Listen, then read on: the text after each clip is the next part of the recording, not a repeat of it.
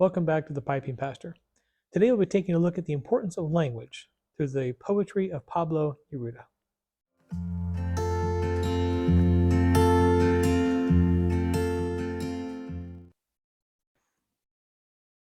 Well, today I am enjoying some Fusiliers ration in my Curtit Meerschaum Churchwarden.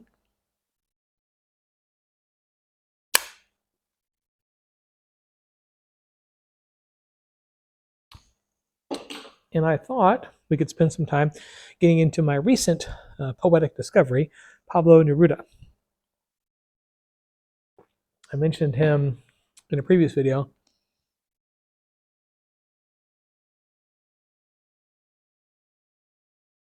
That I discovered him accidentally. And I've since really enjoyed a lot of his work. There's a fair bit of political commentary, but also a great deal of work about the environment, environmentalism, and a great deal about language. And there's this poem in here, which I thought it kind of grabbed me. And it's an ode to the dictionary.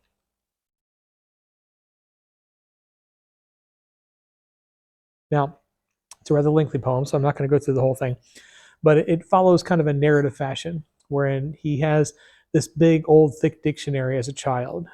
Many of us had or saw in libraries when we were younger.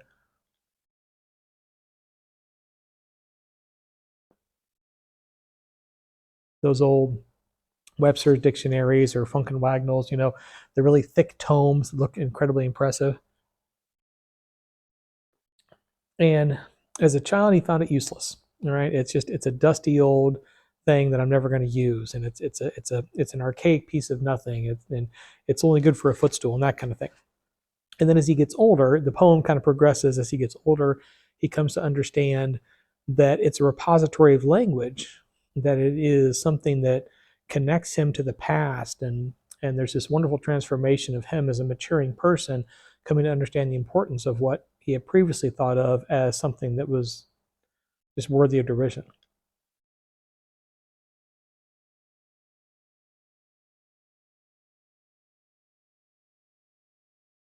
I mentioned in my last video about adulting and the actual progress of becoming an adult. And I think coming to appreciate things that we once thought of as useless is a part of growing maturity into adulthood.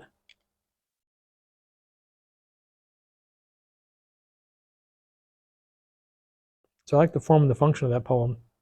And then I really appreciated these last few lines, which is what I'm going to share with you just now.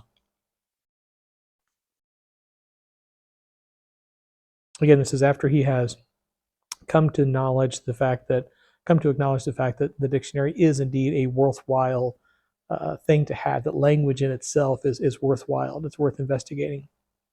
So here he talks about it. It says, dictionary, let one hand of your 1,000 hands, one of your 1,000 emeralds, a single drop of your virginal springs, one grain from your magnanimous granaries, fall at the perfect moment upon my lips, onto the tip of my pen, into my inkwell. From the depths of your dense and reverberating jungle, grant me, at the moment it is needed, a single birdsong, the luxury of one bee, one splinter of your ancient wood, perfumed by an eternity of jasmine, one syllable, one tremor, one sound, one seed. I am of the earth, and with words I sing. It's wonderful, isn't it? I mean, the idea in the entrance of that poem, the beginning of that poem, that the dictionary is this massive tome. It's this big, huge thing, and then he comes to realize and appreciate its, the benefits of it, and then he ends it by saying that everything in there, one tiny grain, one syllable, one sound, I just bless me with one of those things, just one tiny bit of what this thing is in total is a blessing for him to have. and it put me in mind of how we think of um, language and so forth, and words, and how they can become commonplace to us because we use them so often. I know I use them a great deal, not just in these videos, but when I preach and when I write and when I teach in various different things, because language is our method of communication. It is our way of explaining um, our thoughts, our imaginations, our ideas. It's a way of communicating who we are as people. Language in whatever form, not necessarily just a spoken language, but sign language, the written language, body language, art, all different kinds of expressionism. And it got me thinking about what the Bible says about words. And of course, in John, we have the verse where it says, in the beginning was the Word, and the Word was with God, and the Word was God, and the Word became flesh and dwelt among us. Where's the importance in that? Because it is the conveyance of the eternity of what God is, who God is, how God acts, how God interacts with us. It is a depiction of the divine. Hegel writes that art uh, is the highest form of communication because it expresses the imagination. It expresses true form. The true form of reality is not this physical thing that we engage with. It's not, science and measurement and A plus B equals C and that kind of thing. The true existence is what lies behind. Not necessarily the Platonic idea of forms, but that the transcendent nature of reality is real reality, and everything apart from that is simply trying to imitate it. And art is the best way of doing that because it's an expression of what is inside. There's a reason that God speaks creation into existence. There's a reason that communication is so prevalent and so important, and why we see in the Bible where it says the Word was with God and the Word was God and the Word became flesh and dwelt among us. It's easy to look at that and say, okay, well, we should elevate the Bible then to like a fourth member of the Trinity and make it a quadrinity. The Bible's obviously the thing there, but that's not the case. You have to remember when that was written, there wasn't a Bible, right? There was a Hebrew Bible, there was the Tanakh, but there was no Christian Bible as of yet. There was letters that were being passed about, but they had not been brought together into one codex yet. So that's not what he's talking about there. What he's literally talking about is the revelation of divine truth through words. Words are important. That whole phrase, "Sticks and stones may break my bones, but words can never hurt me."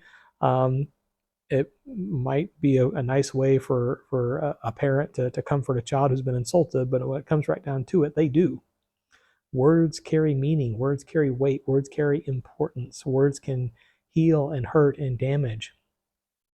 Anybody who's ever had that said to them, well, sticks and stones can break your bones, but words will never hurt you. Why did they say that to you? Because you were hurt by words. You were injured in your soul, and the most important part of you as a human being, in your spirit and your soul, you were injured by what someone had said.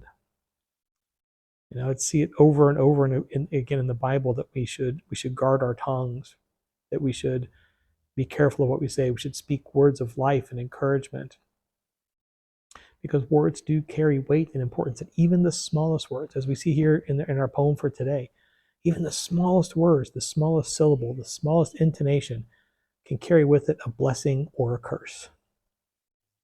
There is divine, transcendent importance in words. So even though we may use them every day and they may be as casual to us as breathing, never forget the kind of impact that they can have. Well, that is it for the second installment of the vacation editions of videos. This is rather nice. I've had a couple of days in a row where I've gotten to do videos, so I'll probably be spacing them out in terms of editing and posting, so you won't get these as quickly as I produce them. But I'm really rather enjoying my time off with my books and my pipe, and as such, I encourage all of you, take some time to do that, right? The pipe is a good way for us to slow down and enjoy, an hour or two of quiet reflection. But building that into, 2 or 3 days, not where you're cutting yourself off from everyone, your family and your friends, and totally isolating yourself. I'm not telling you to be a hermit, right? But some quiet time of reflection to just to read and just to spend some time in and with yourself, right? Self-development, self-care, that is important, because then it energizes us and it gives us the ability to serve those around us even better. I can come out of this session and I can go in and I can, take care of, 10 different things in the house, take some weight off the shoulders of my wife, and run the kids around and do this or that and the other thing, because I'm taking some time for myself right now. So don't go too far with it either way. But it is important to spend the time there. So, and I think my next video, I think I'll do one on the blessings of the pipe, because I mentioned that before, and I think that is a topic worthy of discussion. So, in any case, I'll turn my attention back to my Fusileer's ration. Have a lovely week or a lovely few days. As always, happy reading.